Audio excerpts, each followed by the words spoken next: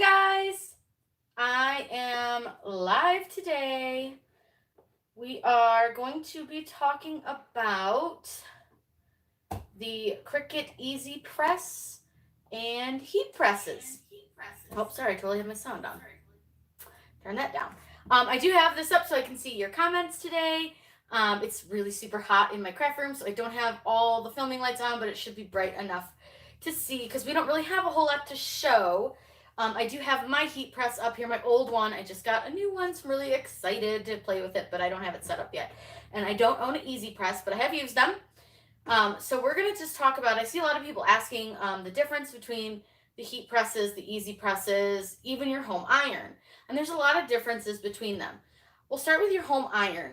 It's not ideal to do HTV, and especially things like the Caesar stretch and glitter, things like that that need a lot of pressure. It's really hard to get that good even heat and that good even pressure with a home iron. I have used them. They work okay, but it's definitely not ideal, and it's a lot harder to do it with that than it would be to do with either of the other two options that we have available to us.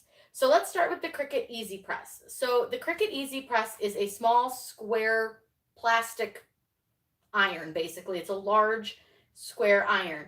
It comes in 3 different sizes, and please let me try to remember them all. I believe there's a 9x9, a 12x10, and there's one other size, and if somebody knows it, please let me know because I can't remember. I can look just to check for you guys. I just don't remember the sizes, but there's 2 different kinds of Easy Presses. So there's the Easy Press 1, and that one comes in mint, and then there's the Easy Press 2, and that one I believe is available in red, but they might have come out with like a lilac color at some point. They do come with several different colors. So there is that Easy Press sizes. We have a 6x7, a 9x9, and a 12x10. So the difference between the Press 1 and the Press 2 is that the Press 2 gets hotter, so you can actually use that with the infusible ink. You can use the Press 1 with it, but you do have to leave it on longer. So there is that. Now with the Easy Press, some of the pros. If you have a small craft room, like you guys can't see, but this room is super long, but it's very narrow. So if you have a small room where you just don't have a lot of space, the Easy Press is a wonderful option for you because you can just store that bad boy in a drawer, under a desk, somewhere on a shelf, and that's really, really nice. But you can see how tall this is, so it's not easy to store. But it does take up a small amount of space. The 6x7 is pretty small, so that one is ideal if you have like a really tiny space. I do have some notes here, so if you see me looking down, I'm just checking my notes. It does also weigh very little, which is a plus and a minus for it. It's only 5 pounds, so it's super light, especially if you're going to take it with you to go to your friend's house, mom's house, whoever's, and press things at their house. Being only 5 pounds is great, except that you're not going to get a ton of pressure. 5 pounds isn't a lot of weight when you really think about it, so you are going to need to add additional pressure to your Easy Press. It does heat faster than, say, a traditional heat press. This one probably takes about 7 to 8 minutes to heat up to about 320, where the heat press heats up to about 320 in about 2 minutes. So it's much, much faster. So that's a really nice feature with the Easy Press. Hello, Liz. Hello, Joe. Hi, guys. Welcome. You do need, like I said, you do need to add pressure to that. So especially with like a Caesar Easy Weed or some of the glitters, they take a lot of pressure. So you're going to need to put almost all of your weight really on that Easy Press. And you're going to need to do that Easy Press on a hard surface. So a kitchen counter, a floor, a marble tile, something like that. And you need to make sure that whatever you're pressing on isn't going to be damaged by your heat. So that's something to keep in mind when you're doing these things. What else we got? It does not remember your temperature. Not really a con to me, but some people like it to remember your temperature, but you'll need to reset it every time if it turns off. So when you do turn it off, if you've got it set to 305, you turn it back on, it's not going to remember that that's where you had it set. So, not really the end of the world, but maybe a little bit annoying. I do like that the Easy Press has an auto off. So if you leave it for too long, it'll auto shut itself off, where a lot of heat presses, especially these inexpensive ones, don't have that, and that's kind of a dangerous situation. If you walk away and get distracted by your kids, your dogs, cooking dinner, or you just kind of forget you left it on, it's going to turn itself off before it causes any damage, which is a really nice feature. Some of the more expensive heat presses do have that feature now, and we will talk about those. It comes in, like I said, it comes in those 3 sizes. Its largest is a 12 by 10. That's a pretty decent size. Most of your shirts that you make aren't going to be a whole lot bigger than that, but if you're doing things like milestone blankets or large pieces, that might be a little bit small for you, but it is easier to move around on your design, so you could do each section. But again, it doesn't weigh as much, so that's really, really nice. What else? Let's see. You do need to think about, with the Easy Press, again, what kind of product are you going to use it for? Are you going to use it for huge, large t-shirts, adult size t-shirts? Are you going to only use it for little baby onesies? Or are you going to use it for making milestone blankets or pillows?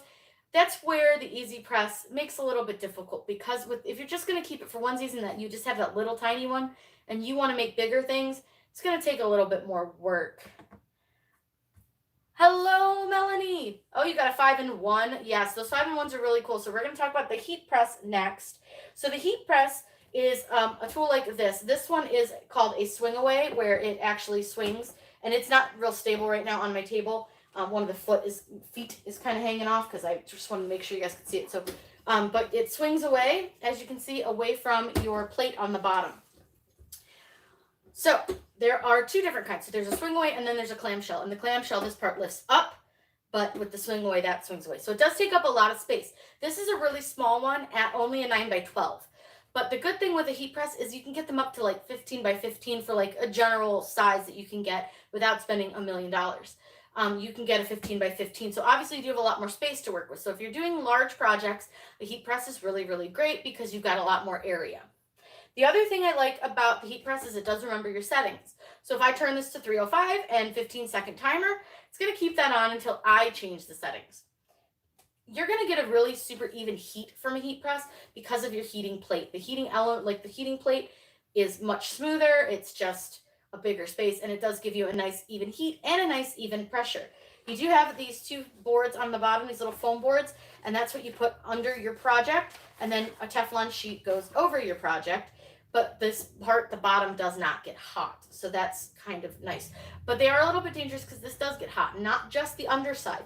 This whole top portion gets very, very hot. So you need to keep that in mind too. If you're going to be crafting and you have little ones around, an Easy Press might be a little bit better for you, safer, because you can put it up higher. You can keep it away from the kids, things like that. So it's, again, something you want to keep in mind is how are you going to use it? Who's going to use it? Where are you going to use it? Things like that. This is a lot faster than an Easy Press or an iron as far as how long it takes to press. Typically, it's only about 15 seconds for most things, and you're not having to hold it down by yourself. So you can set the timer, walk away, do something really quick, and come right back, and you're good. So it's good time, perfect, easy to do.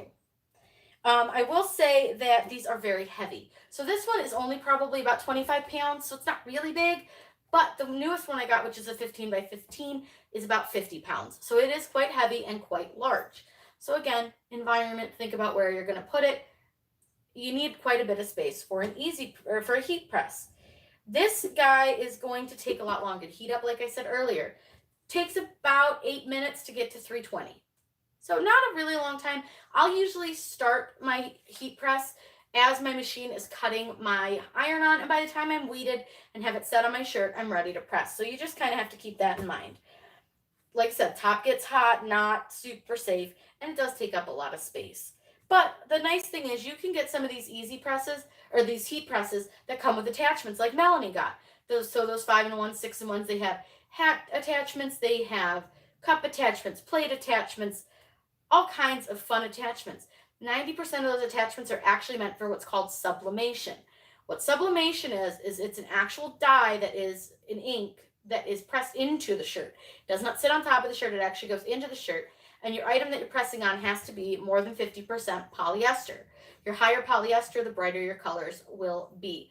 So that's something to think about depending on what you want to do with your presses. If you want to eventually move up to sublimation, you're going to want to think about a heat press versus an Easy Press as well. The hat press, I've used mine, wasn't a fan, didn't really work for me, but it is fun to play with. So those 5-in-1s are kind of nice, but the attachments are definitely really, really fun. You can actually get a heat press that can cost the same or even less than the Easy Press. Let me check just to see what those easy press prices are. And I want to say that they range anywhere from about $119 up to $200, but please don't quote me on that. It looks like right now on Amazon, let's just do the Amazon because that's the first thing that popped up. So the Cricut Easy Press 1, it's $89 for the 6x7 right now. It's on sale, which is nice. And the 12x10 is $189. This guy was $110 on eBay, so that's something to think about price-wise as well. Heat presses can go anywhere from about $99 up to $700. You can get really crazy with them, but you can also find a really good one for a moderate price. You can get a Teflon sheet too. You want to get one of these with both products. So what this is it's something that you put on top of your vinyl. So you'll put shirt, vinyl, and then your Teflon sheet. Protects your transfer sheet from too much heat and keeps it from melting to the plate. The nice thing is you can get these on Amazon, a 3-pack for like $6.99, which is awesome. And you can also use parchment paper if you don't have a Teflon sheet. But these are really great and they're super cheap and you really don't ever have to replace them. They seem to last forever because we've had this one a really long time and it's still like brand new. So it's really, really nice. The nice thing is too with the heat press, you can get some magnets and just wrap your Teflon sheet up and around. Now I cut mine a little bit small because I was using it with something smaller before I got this. But you can just use some magnets and all you do is just put them up here and it'll hold your Teflon sheet on, no problem. And you never have to worry about trying to remember it because sometimes I forget. But don't tell anybody that I forget. That'll be our little secret. But the one thing is, I mean, really, you guys need to think about your budget, what you're going to be making with your heat transfer vinyl, what kind of space you have to work with, and are you going to be doing a lot of orders? If you are somebody who wants to get into the t-shirt making business, the pillow making business, something like that, you may want to consider the heat press. It's going to give you a lot quicker production time because you're not going to have to sit there and hold it down. You're going to be able to start this, move over, get another project ready to go onto your heat press and just roll through them really quickly, which is really nice. For the heat press, with the easy press, you have to wait with it, hold it down, and remove it. So that's just something to keep in mind when you're thinking about what you want to get as far as your presses are concerned. So it's just something to think about. And there's a lot of consideration in these. You know, are you going to use it all the time? Are you going to want to take it with you places? If you do a lot of crafting at your mom's house or Aunt Sue's house or your cousin's house or your friend's house, an easy press might be really a great option for you guys because you can easily get a carry bag and just take it with you, and it's great. To take this guy, it would just be a pain. So that's something to consider when you're looking to purchase. Now with Cricut, if you have Cricut Access and you get it from their website, you can get an extra 10% off on the easy press, so you can save a little bit of money. I typically find really good deals on Amazon as well. During Prime Day, they had a super deal on them. So just watch those if you're looking for an easy press. If you're looking for a heat press, I recommend if you have a bigger budget, you can get the StarCraft heat press from 651 vinyl, and that one is about $349. Like I said, that's the one I just bought. It's a clamshell. It comes in this gorgeous mint color. I'm so excited to open it, but it's just, I'm waiting because I'm like, I need to make some space for it because it's really big, but it's really, really pretty. But you can get those $349. But if you're looking for something a little less expensive, Zenny makes a really nice heat press. You can get those on Amazon. You can also, and I will get those into my Amazon store. I'll add some of the heat presses that I've used, whether at friends' houses or other places, and I will put those in because I've used them and I know how they work. I will not sell you guys or tell you guys that something's good if I don't use it and don't think it's good. So just keep that in mind. I don't ever want to send you guys somewhere that you're unhappy and you don't like the product. Every product I recommend is something I have used personally, so keep that in mind. I do have this guy, and I don't know if you guys have noticed him down here. It is a little acrylic 651 logo. Now this is actually a keychain that we got when we went down to Kentucky for the weekend. But I have it sitting in this awesome little acrylic holder that changes colors because one of our next videos coming up is going to be how to etch with your Cricut, with their new tools. So we're going to be able to etch some acrylic. Now we can't quite do this design. This design was done with a laser, and this one would be very, very tough for the Cricut to do. But I thought it was a really good example. I just am waiting for my blanks to come in so that I can etch something, but I have etched something with it just to test it, and it works really, really well. So I'm super excited to show you guys that. We'll be doing the debossing tool, which I love. The wavy tool, I knew I wasn't going to be super excited about it, and I'm just not. All it does is cut a wavy line. I'm just not, I don't know. It just seems like something you could do without having an extra blade, but whatever. And I am waiting on my perforation tool. I ordered through Amazon, and it is on back order to like mid-August. So we're going to be waiting for that for a while, but we will get some new tutorials out for that coming up. Do you guys have any questions today? Any questions on the easy press or a heat press or an iron? I did use an iron in a couple early videos. If you watch, I will say that the shirt I did, the bell shirt, it did not hold up. I washed it like 3 times and all the letters came off. I just reused the shirt. It was fine.